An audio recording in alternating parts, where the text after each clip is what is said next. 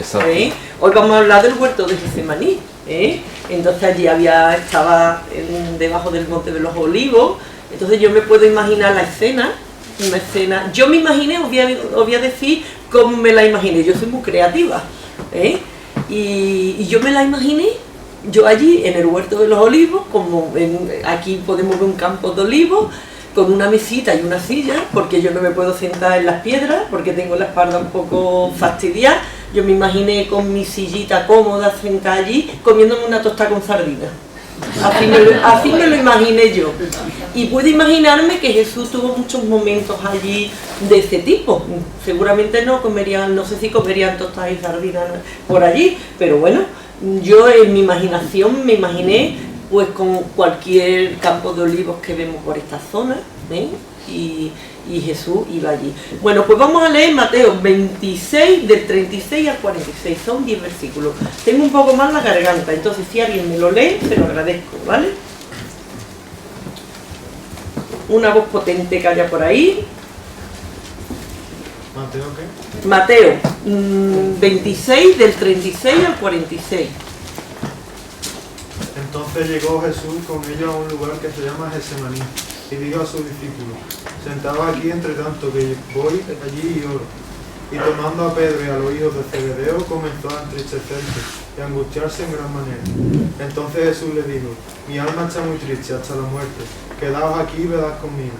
Yendo un poco adelante, se postró sobre su rostro, orando y diciendo: Padre mío, si es posible, pase de mí esta copa, pero no sea como yo quiero, sino como tú. Vino luego a sus discípulos y los halló durmiendo, y dijo a Pedro: así que no habéis podido velar conmigo una hora, velad y orad, para que no entréis en tentación. El espíritu a la verdad está dispuesto, pero la carne es débil. Otra vez fue y oró por segunda vez diciendo: Padre mío, si no puede pasar de mí esta copa, sin que yo la beba, hágase tu voluntad. Vino otra vez y los halló durmiendo, porque los ojos de ellos estaban cargados de sueño. Y dejándolo se fue de nuevo, y oró por tercera vez, diciendo las mismas palabras. Entonces vino a sus discípulos y les dijo: dormid ya y descansad, he aquí ha llegado la hora.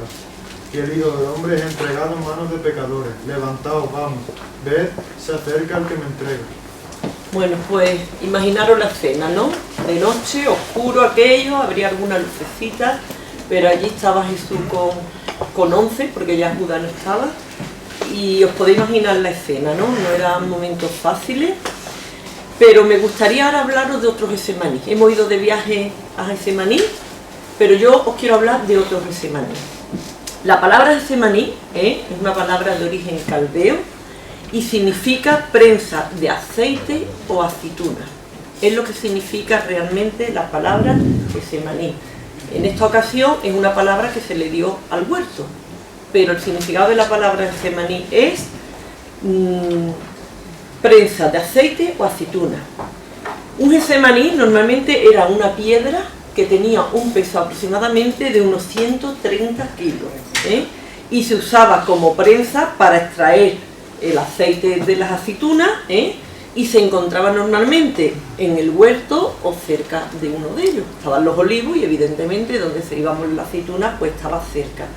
No sé si habéis ido a Mija, yo he tenido la oportunidad, lo he visto varias veces, pero este verano estuve y vi un museo que hay en Mija, que si no habéis estado, lo recomiendo, que es sobre oficios, creo que, ¿no, José Mari? Antiguos, y allí hay una prensa de aceite, y podéis, aunque sea más actual, pero creo que es muy parecida a lo que en aquella época se usaba. Bueno, pues os voy a leer cómo se usaba el Getsemaní, que era esa piedra, esa prensa. Dice: luego de ser cosechadas las aceitunas, eran colocadas en un gran tazón para ser molidas, con una piedra de molino, que las piedras de molino sabéis cómo son, ¿verdad? Grandes, redondas, de hecho allí hay una piedra de la cual incluso el Señor hace mención en algún versículo. Por ejemplo, en Mateo 18:6 dice: pero cualquiera que haga tropezar a uno de estos pequeños que creen en mí, mejor le sería que le colgara al cuello una piedra de molino de asno y lo hundiera en lo profundo del mar. Aquí se refiere a esa piedra de molino. Y los que la conocéis, si te la ponen al cuello, de ahí no sale, porque es una piedra muy pesada. Bueno, segundo, al dar la vuelta a la piedra de molino, la cual era movida por un asno, pues es muy pesada, la piedra rodaba sobre las aceitunas y las molía hasta hacerlas pulpa. Esa era una de las primeras funciones que hacía la rueda de molino, ¿eh? No estoy hablando del Getsemaní, estamos hablando de la rueda del molino. Cogía las aceitunas y luego cuando pasaba la rueda se hacía pulpa. Dice, la pulpa era recogida en cestas.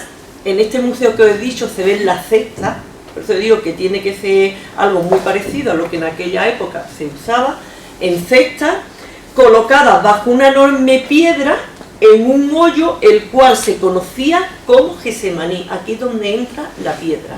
Cuando ya estaba la pulpa de la aceituna, se colocaba en un hoyo y ahí donde entraba el Getsemaní, con el que se empezaba a extraer por el enorme peso el aceite. Esa piedra, con unas vigas, de la forma que lo hacían, hacía que empezara a salir de esa pulpa el aceite. Bajo esta gran presión, porque tiene que haber una gran presión para que salga el aceite de las aceitunas fluía de las canastas hacia un hoyo debajo. Los grandes pesos y las vigas usados para prensar el aceite era el Getsemaní. Entonces os he engañado. Os he dicho que íbamos a ir de viajes a Getsemaní, pero yo no quiero hablar de Getsemaní como el lugar. Quiero hablar de lo que es el Getsemaní como prensa de aceite. Luego, se acostumbraba que el primer aceite que se extraía era usado para ungir o dedicar a los reyes, sacerdotes y profetas. Luego se hacía una segunda prensa que se usaba como el aceite de alimento, creo que también se usaba para hacer perfume, y luego había una tercera vez que pasaba el Getsemaní y ya ese aceite se usaba más para otro tipo de cosas, como a lo mejor las antorchas o algo. Había tres pasadas del Getsemaní. Bueno, pues viendo dónde está el Getsemaní, del que hoy hemos leído en la Biblia, esta palabra fue adoptada para este huerto, como nosotros podríamos hacerlo en muchas casas, muchas de nuestras casas, ¿no? Sobre todo los chalés, los que tenéis chalés o casitas, ¿verdad? Le ponemos Ebenezer, otro le pone Getsemaní, cada uno, ¿no? O a las iglesias, ¿no? Pues aquello era un huerto que estaba al pie del Monte de los Olivos y había adoptado este nombre. Parece ser que era como una zona privada, pero que alguien se la prestaba a Jesús y a sus discípulos y que la utilizaban. Bueno, pues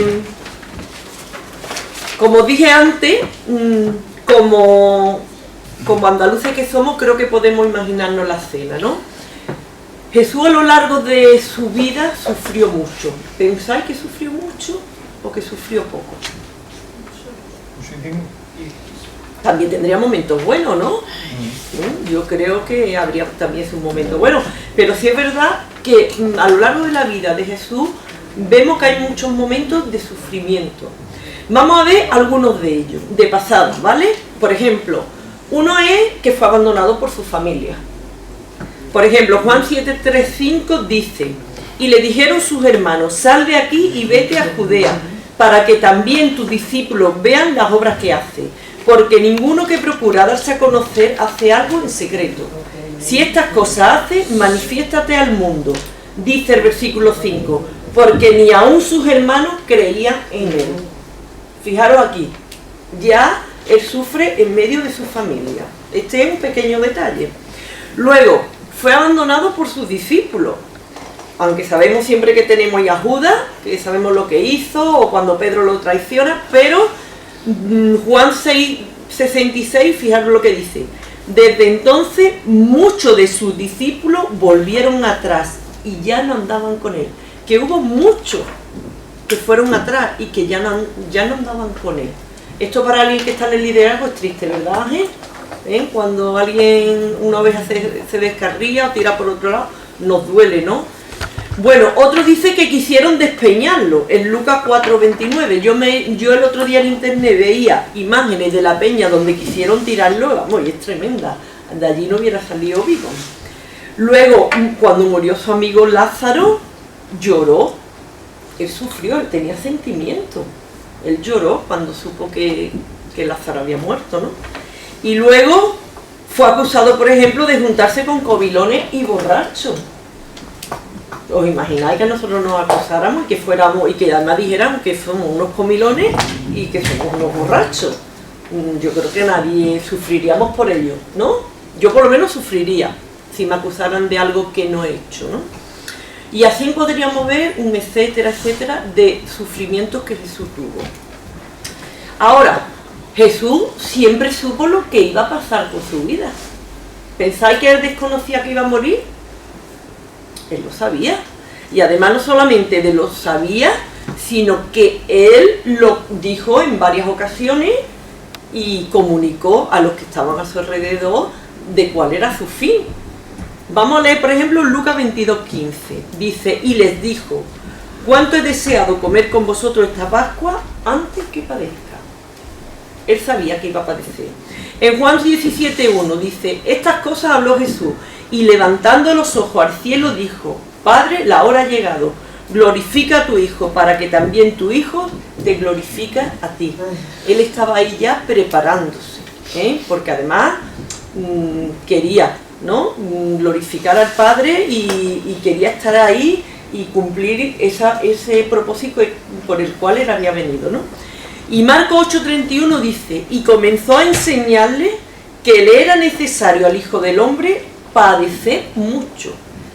Él les enseñó, le dijo que voy a padecer mucho y ser desechado por los ancianos, por los principales sacerdotes, por los escribas y ser muerto. Él dijo, es que me van a matar, voy a morir, y resucitar después de 3 días. Entonces, Jesús, él era consciente de cuál era el propósito de él y lo que le esperaba. Y no solamente era consciente, que él lo compartió. Es como si yo digo, bueno, que tengo un cáncer terminal, que estoy muy malita y que me han dicho que me queda 3 meses. Y os lo comparto así, no sé cómo os quedaréis ustedes, pero me imagino que los que lo escuchaban, pues también se sentirían tristes, ¿no?, cuando escuchaban estas noticias. Bueno, pues aun Jesús sabiendo lo que tenía que ocurrirle, había llegado el momento. Nosotros como, no sé si como seres humanos o como cristianos, somos conscientes de que en esta vida que vivimos, seas creyente o no seas creyente, a nuestra vida van a llegar momentos muy difíciles. A todos. De esto no se libra nadie. A algunos les llega desde muy pequeñitos, ya desde el vientre hay dificultad, otros les llegan de mayores. Pero pueden llegarnos enfermedades, puede llegarnos un hijo que nos dé muchas dificultades o que él tenga dificultades, un divorcio, un despido que no esperamos, puede llegar un abuso sexual o a nivel personal o de un hijo, podéis imaginar, eso nos puede ocurrir a cualquiera. Traición de las personas, nos puede llegar un robo, un fuego, perder todas nuestras propiedades, una depresión, un bullying, que ahora está tan de moda, que siempre ha existido el bullying, pero no se llamaba así. Te hacían un poquito la vida imposible en el colegio, o mucho, pero que puede llegar también, o un niño que se ríe de ti, la muerte de nuestros seres queridos, aún de los más jóvenes, acusaciones falsas que nos pueden llevar a la cárcel, porque hoy hay acusaciones que vas a la cárcel sí en un momento, luego habrá que demostrarlo, pero que te acusen de unos malos tratos o que te acusen de una violación o algo, que sea mentira. Nos puede ocurrir a cualquiera de nosotros, seamos cristianos o no. ¿Somos conscientes de esto? ¿Os paráis a pensar alguna vez que cualquier cosa de esta nos puede ocurrir? No sé si lo hacéis, pero puede ocurrir, ¿no? ¿Lo pensáis alguna vez? Estáis muy callados, estoy hablando de cosas muy feas, pero luego voy a hablar de cosas muy buenas. ¿Pensáis alguna vez que os puede ocurrir? ¿Que te puedes quedar viuda o viudo? ¿Que podemos perder un hijo? ¿Que nos puede entrar un cáncer? ¿Que nos puede caer por un precipicio? Pues todo esto llega. Pues ahora vemos aquí la escena de Jesús. Había cenado, dice que habían cantado un himno y ahora nos vamos para el Monte de los Olivos. Y dice que cuando iban para el Monte de los Olivos, yo me los puedo imaginar con sus antorchitas, algo llevarían para ver, digo yo, porque aquello estaría oscuro, no es como ahora que tenemos las lámparas estas tan fantásticas que tenemos. Pero cuando llegan allí, podemos imaginar la escena, él con los 11, y dice que él, ya en el camino, ya él había dicho que uno lo iba a traicionar, ya no estaba con él, ya Pedro le había dicho que me iba a negar 3 veces. Yo creo que tanto unos como otros tenían que sentirse mal. Tenía que ser una situación tensa la que ellos estaban viviendo. Y dice que cuando llegan allí, Jesús se sentía tan mal, que las personas más importantes de su vida lo estaban dejando. Y además sabía que la hora se acercaba. Es que además me siento mal, sea lo que me voy a enfrentar, pero además estoy más solo que la una. Porque los que yo pensaba que me querían, no están. La Biblia dice que Jesús comenzó a entristecerse y a angustiarse en gran manera. Lo que hoy puede que le llamáramos un ataque de ansiedad. Angustiarse, entristecerse y angustiarse de gran manera, quizás muchos lo llamaríamos, me está entrando un ataque de ansiedad. No puedo más con esta situación. La Biblia nos dice que, me perdí un poco, dice, Jesús le dice que su alma está muy triste, le dice a los discípulos, dice, hasta la muerte. Imaginaros el momento que estaba viviendo, las emociones que Jesús estaba viviendo, hasta la muerte. Yo no sé si tú has sentido sufrir hasta la muerte, yo no he sufrido hasta la muerte todavía, pero me puedo imaginar que es algo horrible. Y dice que Jesús se aparta un poco, le dice que estén con él, que velen con él y que oren con él. Y dice que él tomó a tres de los discípulos, tomó a Pedro, tomó a Juan y tomó a Santiago. Y le dijo, quedarse aquí conmigo, que voy a orar. Él dice que se aparta, que se postra y se pone a orar, y hay 3 oraciones que él hace, y es donde ahora vamos ahí. La primera oración dice, Padre mío, si es posible, pasa de mí esta copa, pero no sea como yo quiero, sino como tú. Estamos en Mateo, pero Lucas, fijaros lo que dice.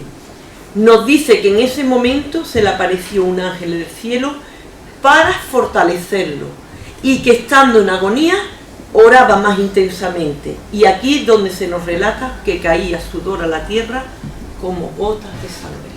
Yo puedo imaginar la imagen de Jesús allí, orando, llorando y diciendo, papaíto, por favor, si es posible, que esto no ocurra. Cuando yo leía esto venía a la mente de mi hija, tenía como unos 12 años, ya le habían sacado no sé cuántos dientes porque ella tuvo muchos problemas en la boca y ya sabía lo que era sacarle un diente y había que sacarle 2 más. Y fuimos al dentista. Al principio mi hija cuando le sacaban los dientes no lloraba, pero ya las últimas veces lloraba, y esa vez yo me acuerdo que se agarró a mí y decía, mamá, no deje que me saquen los dientes. Y lloraba con una angustia que a mí el alma se me caía. Pues imaginaros en este momento, él mirando al Padre, que además podía hacer lo que quisiera, podría haber dicho, pues sí, hijo, vamos a cambiar el plan. Y él estaba diciendo, papaíto, si es posible, aparta de mí, pasa de mí esta copa. Pero también él dice, pero no sea como yo quiero, sino como tú. Jesús como hombre tenía necesidades físicas. Él estaba en un momento donde estaba emocionalmente mal. Lo estaba pasando mal. Por su cabeza tenía que pasar 20.000 cosas. Se sentiría con ganas de llorar, a lo mejor de chillar, no lo sabemos. Pero todo eso estaba pasando seguramente por la cabeza de Jesús, ¿no? Dice que a pesar de que Jesús lo sabía, ahora estaba frente a ese momento. Y ya, como decimos, del dicho al hecho hay mucho trecho. Sabemos que nos podemos quedar viudos o viudas, pero no es lo mismo cuando llega el momento y nos quedamos viudos y viudas. Sabemos que se nos puede morir un familiar, pero no es lo mismo cuando llega el momento y se nos muere. Hay que enfrentarlo. Y Jesús estaba aquí en ese momento. Pero ahora vamos a ver por qué hay otra oración. Y ya la oración no es la misma. La segunda oración dice: Padre mío, si no puede, antes le decía, Padre mío, si es posible.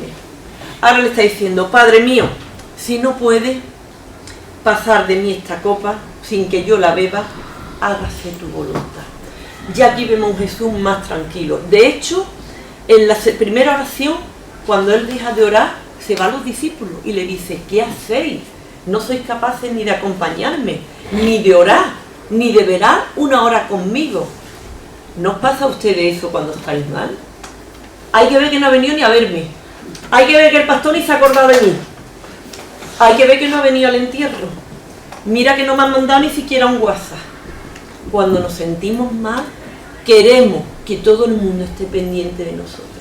¿Os pasa eso? Porque a mí me pasa. Jesús le estaba pasando esto. Él tenía necesidad de no sentirse solo, de que alguien le acompañara. Y ahí estaban durmiendo. Lucas dice que estaban durmiendo de la tristeza que tenían. También es entendible. Ellos estaban pasando también mal, pero ellos se durmieron.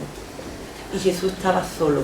Pero ya en esta segunda oración vemos a un Jesús más tranquilo. Ya no vemos a un Jesús exigiéndole a los demás. Y ahora nos vamos ya a la tercera. Vamos a ver esta tercera, qué es lo que ocurre.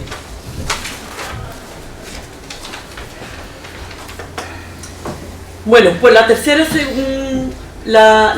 oración dice que vuelve al mismo lugar, y que menciona las mismas palabras de la segunda oración.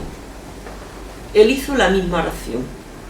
Padre mío, si no puede, pasa de mí esta copa sin que yo la beba. Hágase su voluntad. Pero volvemos a ver ya un Jesús más tranquilo, un Jesús que había derramado ya todas sus emociones, todo lo que él sentía, y dice que se va a los discípulos. ¿Y qué pensáis que le dice? Que le dice otra vez, hay que ver que no me acompañáis. No, le dice, tranquilo, quedaros ahí, descansad, que mi hora ha llegado.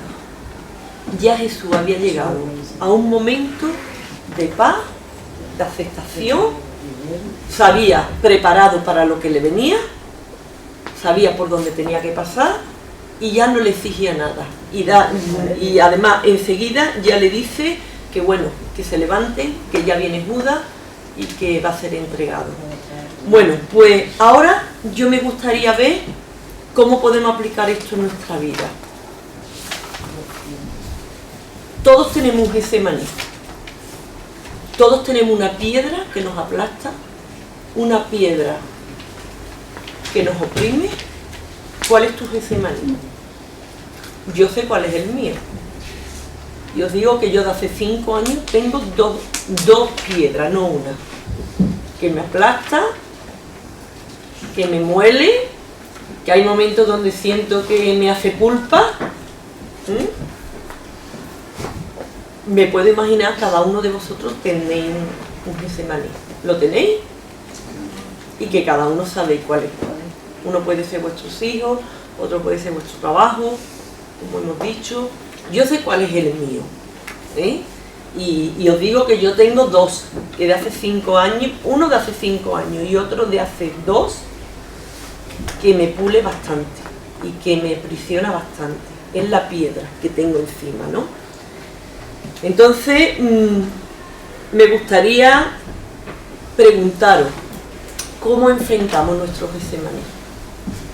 ¿Qué hacemos cuando tenemos esa piedra encima? ¿Nos quejamos? ¿Protestamos? ¿Nos enfadamos? ¿Nos rabiamos? ¿Exigimos a otros? ¿O hacemos como Jesús hizo? ¿Oramos? vamos al Padre, expresamos lo que sentimos. Señor, sáname. Señor, cuida de mi niño. Señor, tráemelo. Señor, protégelo. Señor, dame un trabajo. Señor, protege mi casa. Podemos hacerlo como Jesús hizo. Fíjate, Él le pidió que pasara, que se podía, que cambiara las circunstancias. Nosotros podemos ir a hacerlo. Podemos ir con exigencia, pero tenemos que ir y buscar a Dios, al Padre, como Él hizo. Y llevar cuál es nuestro Getsemaní. Es decir, esta es mi situación, esto es lo que me está presionando. Podemos incluso pedirle que lo cambie o no lo cambie. Y si no lo cambia, ¿qué vamos a hacer? Ahora, podemos tener dos actitudes. La de decir como Él dijo, que sea como tú quieras. Decir, mira, Señor, aquí estoy, no tengo trabajo, no tengo para comer, estoy desesperado. Pero si esta es tu voluntad, aquí estoy. O decir, no te entiendo. Pero la actitud de Jesús fue, estoy desesperado, estoy angustiado, pero aquí estoy, que se haga tu voluntad. La voluntad de Dios es que estemos enfermos, Él lo permite. La voluntad de Dios es que pasemos dificultades, Él la permite. Pero vamos a ir un poquito más para allá y vamos a ir terminando. Cuando tenemos ese maní encima, nos angustiamos o entregamos nuestras tristezas a Dios. Jesús sabía que tenía un propósito: morir por nuestros pecados. Él sabía que a eso había venido y que tenía que hacerlo. Había llegado su momento y lo hizo. Y gracias a eso, hoy estamos nosotros aquí. Ahora, ¿cuál es el propósito que nosotros tenemos como cristianos? Compartir la palabra, que otros se conviertan y sean salvos. Muy bien. Pero todos tenemos algún otro propósito más en esta tierra que Dios quiere usar en la iglesia, en el mundo, nosotros en Nuconía, otros como pastores, otros en el banco, otros en la alabanza. Dios tiene un propósito para la vida del creyente y va a traer Getsemaní a nuestra vida para sacar el mejor aceite que hay en nosotros. Y este Getsemaní es el que yo quiero que hoy nos quedemos. De que esa dificultad por la que tú hoy estás pasando es lo que Dios va a usar para su gloria y para el servicio que Él quiere que hagamos para Él. Y cuando digo todo, desde Puki hasta la jovencita que está ahí, hasta el que está en el último banco. Todos tenemos algo que hacer y que Dios quiere que hagamos, aparte de predicar la palabra y que sean salvos los que están a nuestro alrededor. Y Dios Dios va a sacar lo mejor nuestro a través del Getsemaní. Nos va a hacer pulpa, y va a sacar el aceite. ¿Qué es lo que ocurre? Que en ti está en que esto ocurra. Porque cuando vienen las dificultades muchas veces en nuestra vida, nos amargamos, nos enfadamos, lloramos, nos enfadamos, exigimos a los demás, sobre todo mucho exigimos a los que están en el liderazgo, porque queremos que estén ahí cuidando a las ovejitas, que hay que cuidarlas, sí, pero no vamos al Padre a preguntarle, ¿qué quiere que yo aprenda de esta dificultad? Yo siempre digo, ¿quién mejor que ayudar a los enfermos que uno que ha tenido enfermedad? ¿Quién mejor que ayudar a un drogadicto que ha pasado y sabe lo que es salir de las drogas? ¿Quién mejor que ayudar a los niños que han sido abusados o a sus padres cuando tú has sido abusado y has podido superarlo?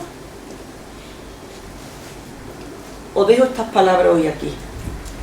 Hay un texto que dice, mas Él fue molido por nuestras transgresiones, aplastado por nuestras iniquidades. El peso de nuestra paz cayó sobre Él, y por sus heridas, de las cuales brotó sangre, hemos sido sanados. Él tuvo que pasar por la piedra esa, que lo llevó a la muerte. Nosotros, el Getsemaní va a sacar lo mejor que hay en nosotros, pero tenemos que tener esta actitud de ir al Padre, de estar ahí en su presencia, hasta que Él nos dé la paz que le dio a Jesús. Y os digo una cosa, como cristianos, creo que esa debe ser la actitud, no veo otra. Amén. ¿Que hay otras en las iglesias y los cristianos? Sí, pero eso no es lo que Dios quiere. Los frutos del Espíritu, ¿cuáles son? Amor, gozo, paz, paciencia, benignidad, bondad, fe, mansedumbre y templanza. ¿Pensáis que estos vienen así? No. La paciencia te va a venir cuando te dé un hijo reverde, vas a ver cómo, o te dé una suegra complicada, como dice el Mari, vas a ver lo que es paciencia. La fe va a venir cuando no tengas para comer y tengas que arrodillarte y esperar que venga el maná de donde menos te lo esperas. La benignidad, tenemos muchas oportunidades cada día donde practicarla y así seguiríamos los 9. ¿Estamos dispuestos a pasar por la piedra? ¿Estamos dispuestos a que salga el mejor aceite, el primero, el de la primera prensada?